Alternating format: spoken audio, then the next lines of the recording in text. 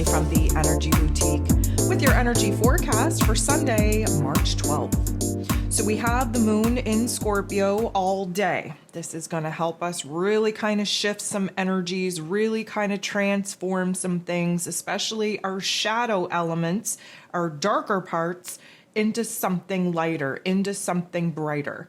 Now, the Scorpio energy is very intense, very passionate, and we do have to do a deep dive in our psyche and in our emotions in order to unearth some of the blockages that we are currently facing.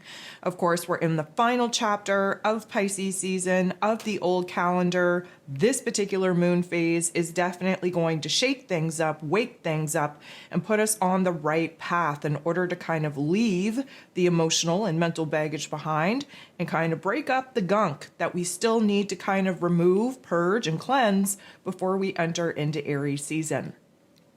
There are 12 different aspects here today. 10 of them involve the moon. We have a pretty significant astro event taking place between Jupiter and Chiron. You can go ahead, listen to March's energy forecast for that. I put out an astro forecast for this particular event. And of course, the 2023 energy forecast for the year, it covers it as well. So we will touch on it very briefly in this forecast, but if you're looking for a little bit a deeper detail on what this means, definitely check out those forecasts. So right out of the gate, we have the moon opposing, sitting across from Uranus, the Great Awakener.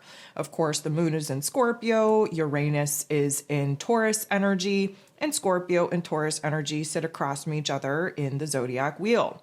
Emotionally speaking, this is where we kind of get triggered, activated, if you will. This Uranian energy likes to kind of shake things up, wake things up, shift our perspective, shift our emotions, and we will definitely feel the energy shift because of this particular aspect.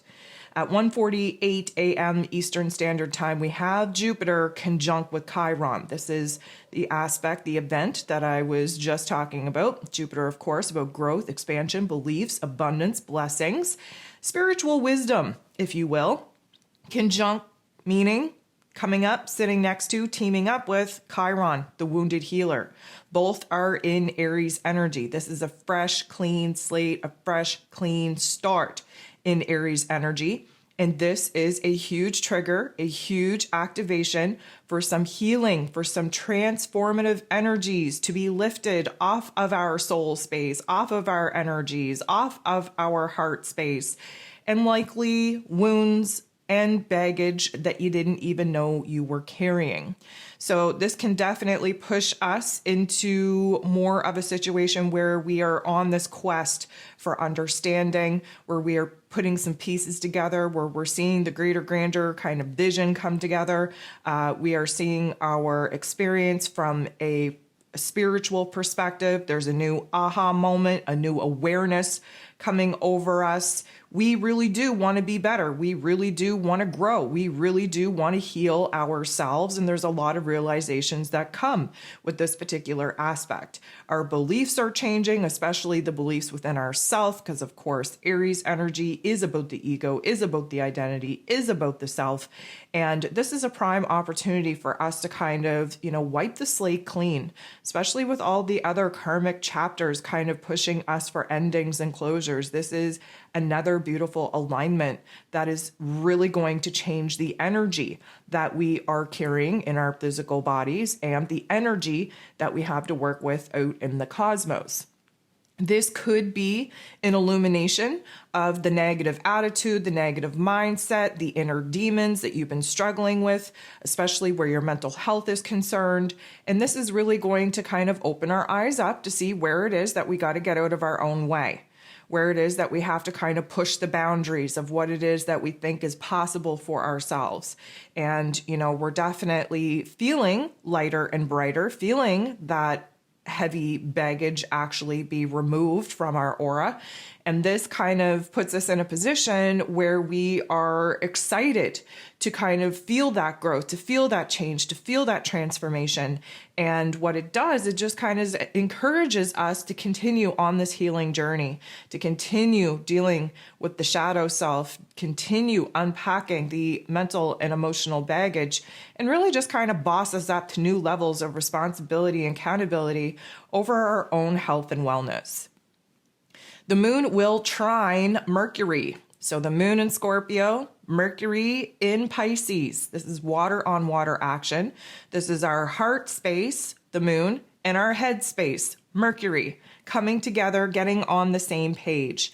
Now, water energy is very cleansing. So there is like this wash, this wave that comes over us, realizing where it is that our heart and our head have been on separate pages, where they are coming together, where we are aligning with a new vision, a new dream, a new goal, where it is that, essentially speaking, we are shifting our mental state, we are shifting our emotions, and in doing so and unpacking some of that emotional baggage that Jupiter and Chiron is kind of alleviating for us, suddenly things become a little bit clearer. Our intuition is very strong. We are gaining vision of our dreams, of our goals, of the path forward. And overall, we're just feeling like we are finally in balance, finally in harmony. The moon will go ahead, make a positive aspect with Pluto. Pluto rules over the Scorpio moon, so this is quite intense. And this is when a shift, a palpable shift, is noticed in our heart space, in our head space, in our overall vibration and frequency. The Plutonian energy is here to transform, especially the darker elements, into something light, the more heavier, painful energies into a source of empowerment. And of course, with all of the other aspects at play, the triggers and activations, the domino effect that we're currently in, if you will, this is a huge shift in perspective, in understanding, and in growth and transformation. Now, the moon in Scorpio is going to go ahead, make a positive interaction with first Mars, who is in Gemini energy, ruling over our physical energy, our drive, our passion, our desires, even our anger. And in this Gemini energy, we are becoming more hyped, if you will, to follow a certain path, to pursue a new goal, new dream, new project. We are amping ourselves up. We are motivated. We are determined. We are inspired to start getting the pieces together so that we can take action, especially where we intuitively, instinctively know that there are moves to be made, that there is a new pursuit of happiness. The next interaction is still a positive one, but it's with Chiron and then with Jupiter. And as you know, Chiron and Jupiter, they just kind of met up. They did their thing. They kind of helped us realize the emotional and mental baggage that we've been carrying and what it is that we have to unpack. And of course, the moon in Scorpio is here to kind of get down to the nitty gritty on what it is that we've been carrying in those suitcases. This is a good opportunity to kind of look at it this way. We don't even know what we threw in the suitcase. We don't know what we've been carrying around. This is a time to not only open the suitcases, but to take all the items out so that we can see very clearly what those suitcases were made up of. And then we start repacking just based off of necessity, what it is that we want to take with us in the new year. Now, by the time the moon actually, aspects Jupiter, there is a whole lot of optimism, a whole lot of confidence coming into our energy. This is an illumination, if you will, on where it is that we want to go from here, where it is that we want to grow from here, and where it is that we are kind of changing the belief system within ourselves now, really seeing what it is that we're capable of, what it is that we've been able to deal with, what it is that we've been able to heal and transform.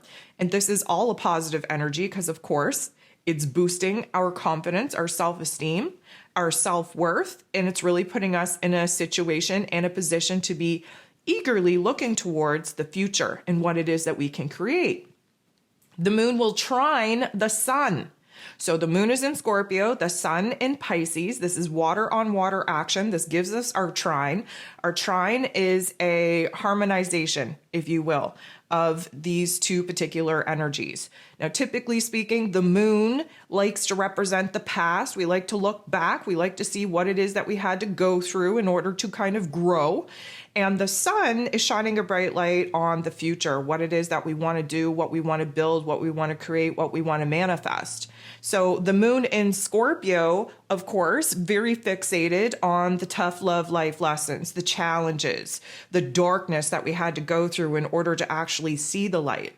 The sun, shining a bright light in Pisces energy, is illuminating our dreams, our creativity, what it is that we are healing, what it is that we are transforming, where it is that we are being called and drawn to actually pursue new elements of happiness.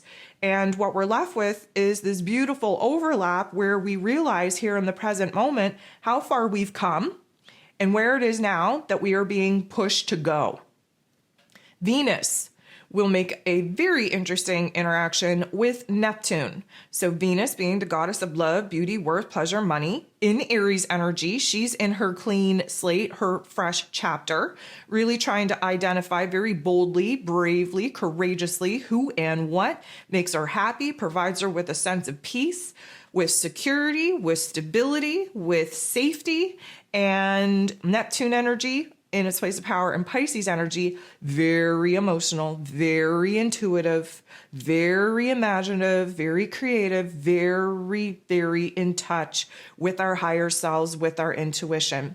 This is, I'm going to say, a shift in our heart space where we are starting to gain a little bit of clarity, whether it is through the mental plane, the highest form of our intellect, or in our heart space, what it is that we need to cut off, what it is we do need to release, what it is we do need to close the door on in order to have the space to create a life, a daily routine, a daily reality that incorporates all the things that make us feel safe, secure, happy, pleasure, and joyful.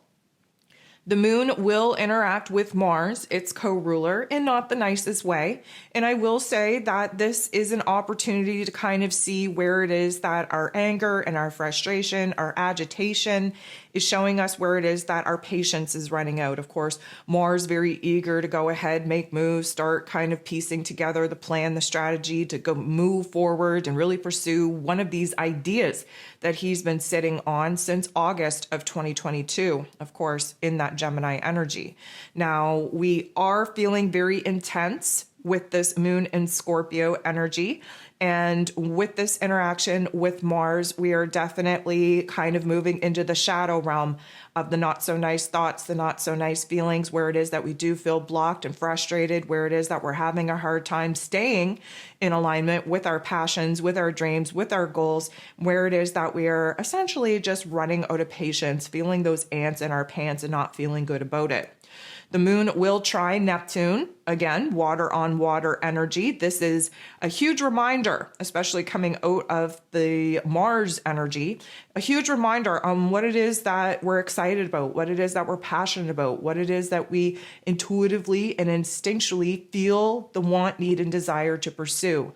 This is a good, I'm going to say, flash of our dreams, our goals, our visions that we're wanting to manifest in order to keep us highly inspired, highly motivated, highly determined to really push through the challenges, the obstacles, the blockages, so that we can actually get to where it is that we desire to be.